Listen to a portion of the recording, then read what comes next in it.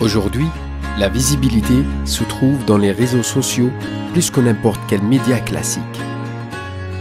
Aujourd'hui, faire du business, c'est être parmi les centres d'intérêt du client. L'investissement afin de promouvoir produits et services est vital pour maintenir votre affaire. Notre page Facebook contient plusieurs milliers d'adhérents qui nous regardent en streaming. Donnez plus de visibilité pour votre entreprise.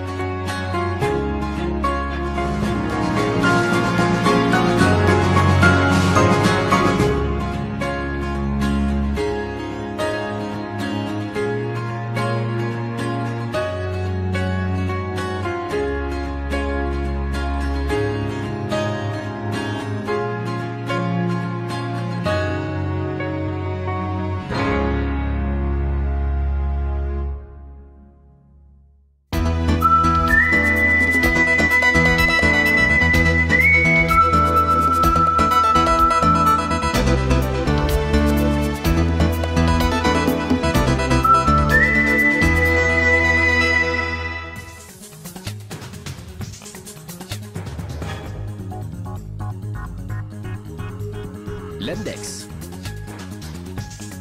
Un retour sur l'actualité qui a marqué votre semaine. L'Index, une émission présentée par Selim Chouieb sur Radio Québec Plus.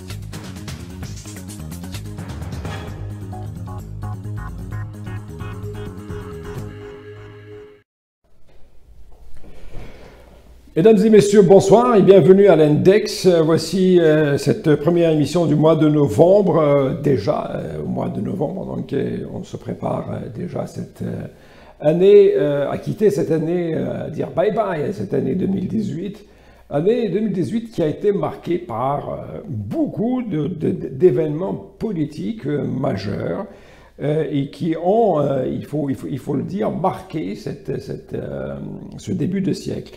Alors, cette semaine, nous avons quand même constaté, sans grande surprise, la victoire au Brésil de Jair Bolsonaro, ce président que beaucoup de gens nous présentent comme étant un président fasciste, etc. Mais il faut faire attention parce que les mots ont quand même un poids, les mots ont un sens. Donc essayons tout d'abord de comprendre est-ce qu'il s'agit réellement d'un fascisme comme on l'a vu dans les années 30 et dans les années 40, ou est-ce qu'il s'agit d'une nouvelle réalité ou d'un mélange de plusieurs éléments qui sont en train de produire ce genre de bonhomme et ce genre de politique et ce genre d'idéologie. Le mot de la colère, c'est un mot qui est très à la mode aujourd'hui. C'est un mot qui revient dans les analyses, dans les éclairages des grands experts, des politologues, des professeurs d'université, des politiciens eux-mêmes. Ils nous disent ben, c'est l'homme blanc qui, dans un sursaut d'orgueil, a décidé un peu de reprendre le contrôle, de reprendre le dessus, de redevenir l'homme central qui était pendant très très longtemps. Remarquez, on parle très rarement de la femme blanche, de la colère de la femme blanche. Donc c'est cette colère-là, qui est la colère des masses, la colère des classes moyennes, que je trouve aujourd'hui comme un nouveau vecteur, un nouveau levier pour faire avancer des agendas politiques, etc. Dans le passé, par le passé, si vous l'avez bien remarqué, la colère des masses, surtout des classes moyennes, des misérables, des pauvres, des prolétaires, etc., eh bien, c'était la spécialité, si vous voulez, c'était l'expertise, c'était quelque chose de très propre à la gauche. C'était, quand on regarde par exemple la révolution russe, ben, c'est les bolcheviks avec Lénine à leur tête et d'autres dirigeants bien évidemment, qui ont su canaliser cette colère des misérables, des prolétaires, et pour justement carrément instaurer une nouvelle république basée sur le socialisme et le communisme. C'est la même chose pour la Révolution française avec les Robespierre, les Proudhon. Tous ces gens-là étaient des gens de gauche, même en Amérique latine. Les grands changements qu'il y a eu à une certaine époque, les grandes révolutions, même les révolutions armées, entre révolutionnaires donc de gauche et socialistes, et des dictatures inspirées, bien sûr, parfois de la chrétienté, parfois d'autres choses, qui contrôlaient ces pays-là, c'était tout le temps la gauche qui était capable de catalyser la colère de ces gens-là pour la mettre au service d'une politique qu'on voulait, de justice sociale, de respect justement des droits de l'homme, de respect des égalités, de l'égalité entre hommes et femmes, de l'égalité entre les différents citoyens, etc., de l'accès par exemple à un strict minimum de dignité pour tout le monde, etc. Mais là, depuis un certain temps, c'est la droite qui est devenue le porte-étendard de ces masses en colère. On nous dit c'est la vengeance contre ces élites et l'establishment, parce que vous n'écoutez pas ces populations, vous n'écoutez pas ces monsieur et madame tout le monde. Et bien sûr, ce sont les partis de droite qui sont devenus les catalyseurs de cette colère-là. Mais est-ce qu'il s'agit seulement de partis de droite qui sont en train de parler de droite? Parce que les politiques de droite, c'est un peu moins d'intervention de l'État dans les affaires des citoyens. On coupe les taxes, on paye moins d'impôts, on fait justement, on favorise l'entreprise privée, etc. Ben ce sont les politiques de droite comme on les connaissait dans le temps. Mais aujourd'hui, et c'est pour cela que je vais vous parler de ça aujourd'hui, il semble y avoir derrière ça aussi une droite religieuse qui essaye, à travers ces relais, à travers ces moyens énormes, d'imposer un agenda et politique et religieux aussi. Et ces politiques-là, d'ailleurs, je vous mets en référence, cette première décision du président élu au Brésil. C'est quoi la première décision? C'est quoi la première chose qui est venue comme une urgence, comme quelque chose qu'on doit faire, comme quelque chose qu'on doit absolument faire? Eh bien, c'est le transfert de l'ambassade brésilienne de Tel Aviv à Jérusalem. À part de satisfaire les lubies des évangélistes intégristes, qu'est-ce que ça peut rapporter, cette décision-là, aux misérables qui vivent dans les favelas de Rio de Janeiro ou de Sao Paulo? Absolument rien, strictement rien.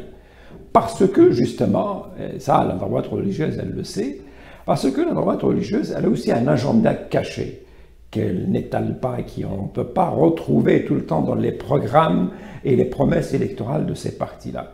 On parle bien évidemment de la colère, on parle bien évidemment des excès, des dérives qui ont été commises par des partis politiques au pouvoir, mais on cache cette partie-là. Mais on parle aujourd'hui d'une notion qui n'est pas très populaire, qui n'est pas très présente, et beaucoup de gens sont un peu surpris quand on parle de cette notion-là. On parle de sionisme chrétien. Mais c'est quoi le sionisme chrétien?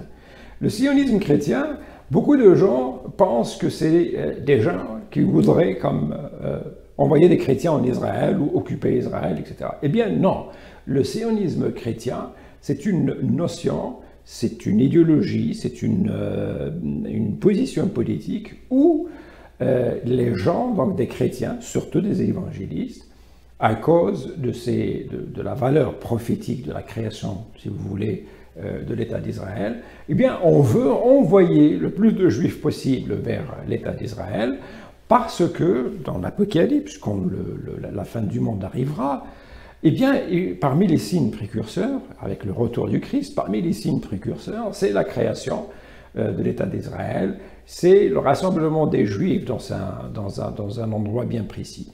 Et aujourd'hui, ces sionistes chrétiens qui sont très puissants, très forts, qui sont présents aux États-Unis et ailleurs aussi, même en Europe, eh bien, ces gens-là sont en train de mettre en œuvre aujourd'hui une politique qui favorise aveuglément l'État d'Israël, non pas par amour à l'État d'Israël, mais par amour justement à ce qu'on peut retrouver dans la Bible.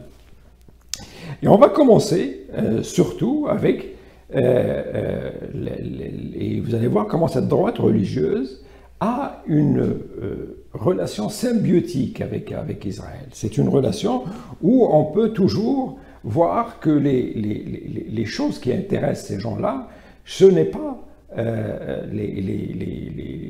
devenir en Inde pauvres, misérables, ce n'est pas de mettre des politiques sociales pour les démunis, ce n'est pas pour construire de nouveaux logements sociaux, ce n'est pas pour protéger l'environnement, ce n'est pas pour mettre plus, si vous voulez, d'égalité au niveau des salaires entre hommes et femmes, ce n'est pas en essayant justement de permettre, par exemple, aux minorités comme les Noirs américains, etc., d'avoir accès à un meilleur système de santé, à un meilleur système scolaire, etc. Non, tout cela, ça vient bien après l'urgence première, qui est celle de faire avancer l'idée qu'Israël doit triompher, parce que c'est ça c'est un signe précurseur, justement, du retour du Christ. Alors, commençons par notre ami qui est aujourd'hui ministre de l'Intérieur italien, mais on dit de lui qu'il est l'un des ministres les plus puissants, et il est peut-être même plus puissant que le Premier ministre italien. Et Matteo Salvini, de la Ligue, qui s'appelait jadis la Ligue du Nord, qui voulait séparer l'Italie du Nord, enfin la partie du Nord, du reste de l'Italie, le 24 février dernier, alors qu'il faisait un rassemblement toujours contre l'immigration et contre les musulmans et contre enfin les Roms et tout ça, alors qu'il faisait ce rassemblement, un 24 février, il faisait un froid de canard. Et il est là, donc il fait son... Et puis tout d'un coup, il y a un rayon de soleil qui apparaît, donc il y a une éclaircie. Et je ne sais pas si on peut avoir maintenant la citation à l'écran. Et là, il nous dit, « Il y a du soleil. Quelqu'un là-haut est en train de nous donner un coup de main. La Madonnina veut ramener la sérénité en Italie. Un pays comme le nôtre ne peut que se définir chrétien. Ne peut pas être chose. » Là, on est en train de parler de démocratie. On est en train de parler de ces pays-là qui ont tout fait pour séparer l'Église et l'État, bien évidemment. Un peu plus tard, il nous dira, vous savez, si un jour je prends le pouvoir, première décision que je vais faire, c'est quoi? C'est de couper les vivres à l'organisation internationale qui est une organisation de l'ONU, l'UNESCO. Pourquoi? Parce que cet organisme-là, cette organisation-là, elle est un peu anti-Israël. Et donc, elle passe son temps à critiquer Israël, à reprocher à Israël ses bilans désastreux en matière de respect des droits de l'homme, en matière de respect, par exemple, d'accès à l'école pour les enfants, etc., les mille et une discriminations qu'ils font subir aux enfants palestiniens.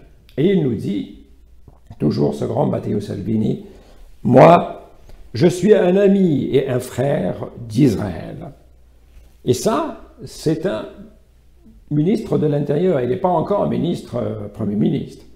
Si on va un peu plus haut là, bien sûr, dans le pays qui s'appelle la Hongrie, vous avez un président qui est, mais alors là, ouvertement chrétien et ouvertement pro-Israël. Et remarquez bien ce lien, à chaque fois qu'on parle de cette droite religieuse, on parle de cette relation symbiotique avec Israël, et c'est pour ça qu'on est en train de parler de ce sionisme chrétien. Et ce sionisme chrétien, comme nous allons le voir un peu plus tard, vous allez voir, il est peut-être même plus ancien que le sionisme juif, tel que nous le connaissons tous. Et qu'est-ce qu'il fait? Qu'est-ce qu'il nous dit, le grand Viktor Orban? Eh bien, lui, il nous dit toujours, bien sûr, « Osons affirmer que nous pensons, nous, que le dernier espoir de l'Europe et le christianisme. » Là, on oublie l'Europe des Lumières, on oublie l'Europe de la Révolution française, qui nous disait ni Dieu ni maître, etc. On oublie tout ça. Nous sommes dans une Europe où il y a le retour des religieux, il y a le retour du christianisme, pas à travers les masses, pas à travers des petits partis. Je vous parle de gens qui sont au pouvoir, de gens qui ont la destinée de ces pays-là entre les mains, qui sont en train de prendre des décisions au nom de ces pays-là, qui engagent l'avenir de ces pays-là. Et c'est quelque chose d'extraordinaire comme on l'a. Et celui qui, à mon avis, a gagné la médaille d'or dans ce domaine-là, c'est bien évidemment le chef du Parti pour la liberté, un parti aux Pays-Bas, la Hollande. Lui, il a tellement de liens avec Israël. Il a visité Israël 40 fois, plus de 40 fois, on nous dit.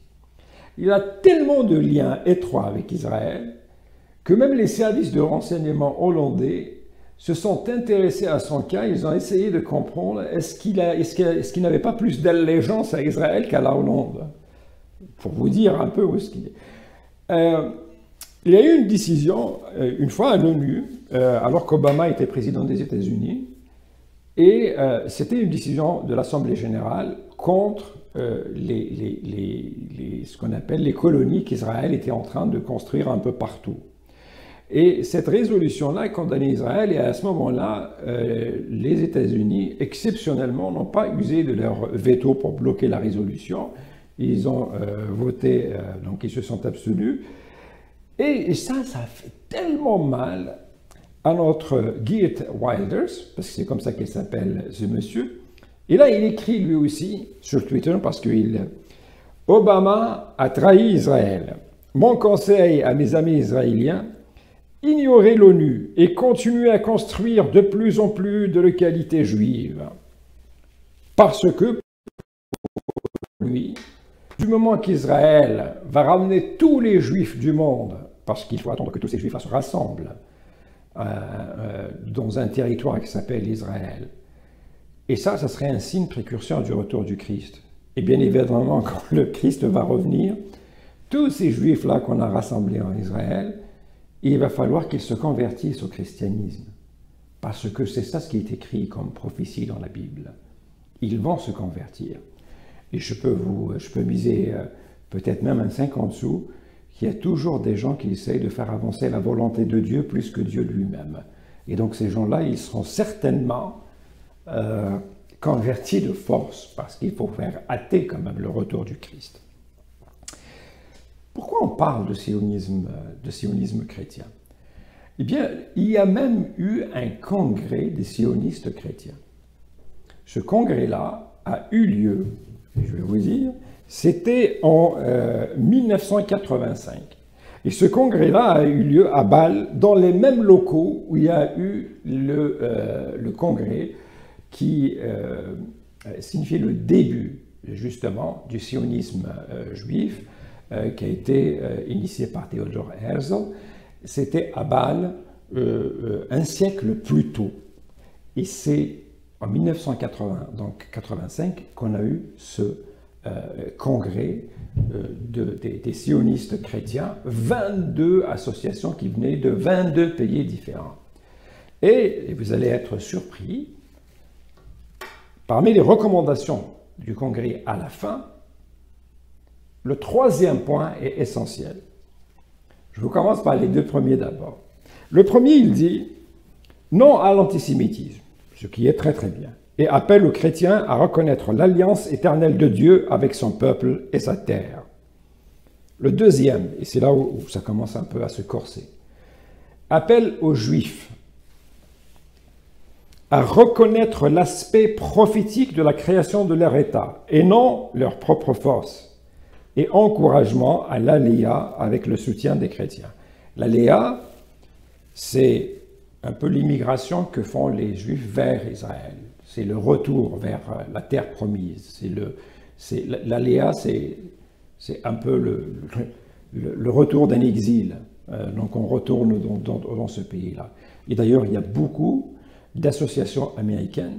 L'an dernier, on a dépensé 40 millions de dollars pour permettre à des juifs, à 8500 juifs exactement, de retourner en Israël, tout frais payés par ces sionistes chrétiens qui sont des évangélistes, bien sûr, aux États-Unis.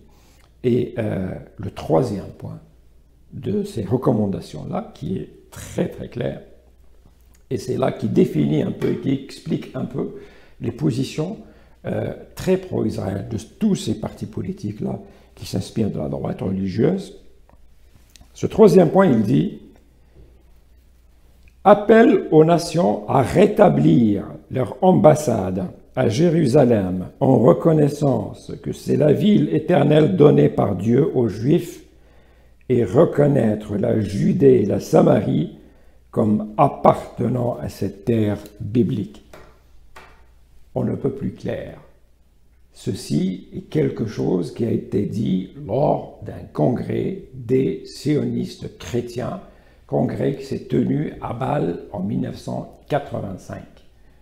Et donc, les politiques que nous voyons aujourd'hui, beaucoup de gens ils nous disent « Mais pourquoi les États-Unis sont si collés comme ça aux politiques d'Israël? Pourquoi ils sont liés carrément ?» Et parfois, certains des gens nous disent « Ah, mais c'est parce qu'ils ont un lobby juif qui est très puissant, etc. » Mais un lobby, aussi puissant soit-il, il ne peut pas peser de cette manière-là sur la politique étrangère d'un pays. Donc, ça prend des forces internes. Et c'est sans ces forces-là qu'on estime aux États-Unis à 50 millions d'électeurs. Alors, montrez-moi un seul chef d'État qui voudrait se passer de 50 millions d'électeurs. C'est une masse énorme de gens qui ont été fanatisés par des preachers et qui croient aujourd'hui qu'Israël, tel que nous le connaissons aujourd'hui, avec toutes les horreurs et tous les massacres, toutes les tueries et toutes les injustices qu'ils font subir aux Palestiniens, pour eux, ça fait partie d'une prophétie biblique. Et pour eux, et rien que pour ces gens-là, pas par amour aux Juifs, pas par amour à Israël, c'est parce que pour eux, c'est une prophétie qui est en train de se produire devant nous. Et c'est là où on est en train de parler de fanatisme religieux qui est érigé en politique d'État.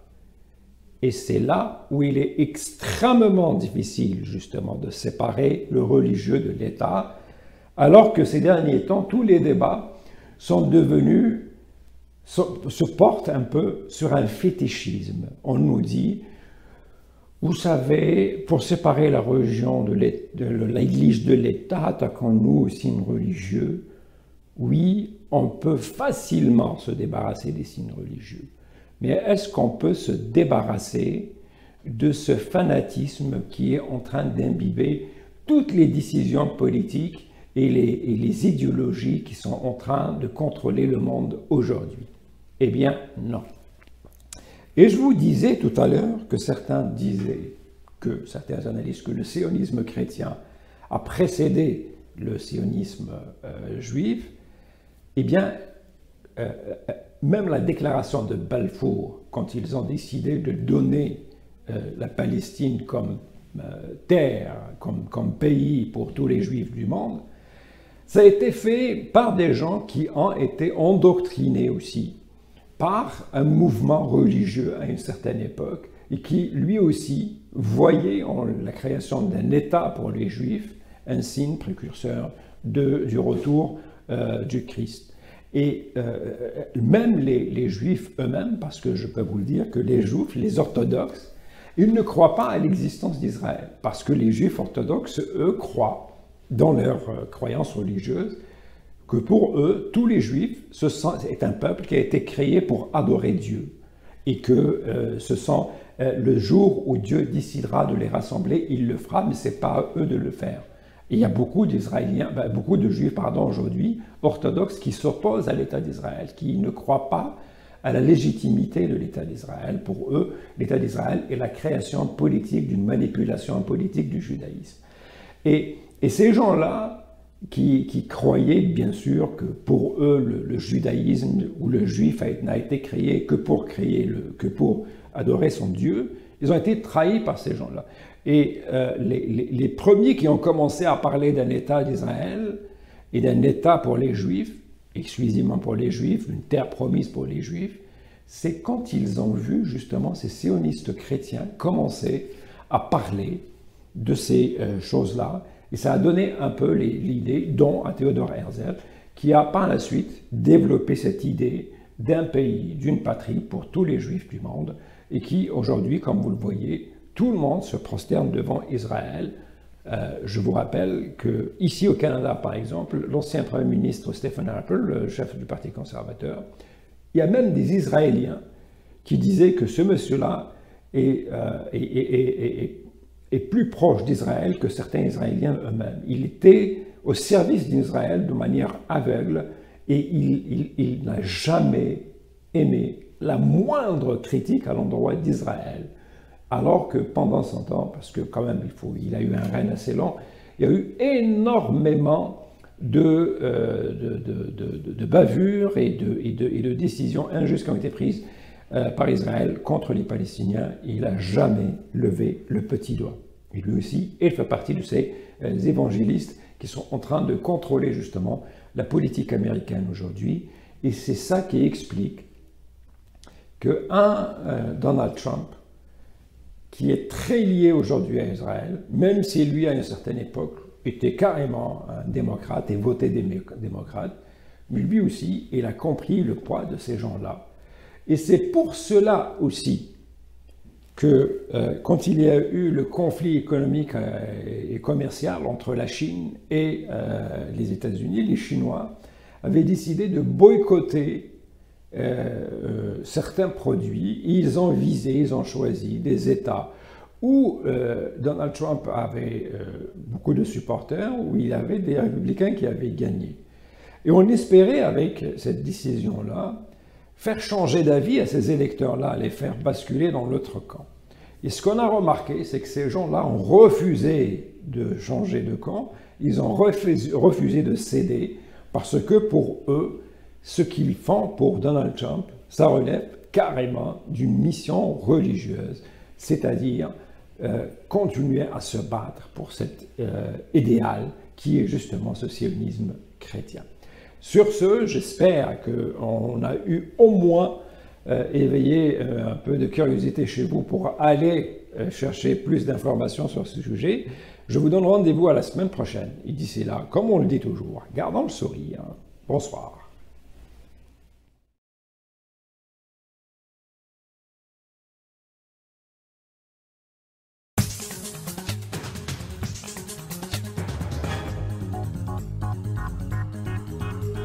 L'Index. Un retour sur l'actualité qui a marqué votre semaine. L'Index, une émission présentée par Selim Chouieb sur Radio Québec+.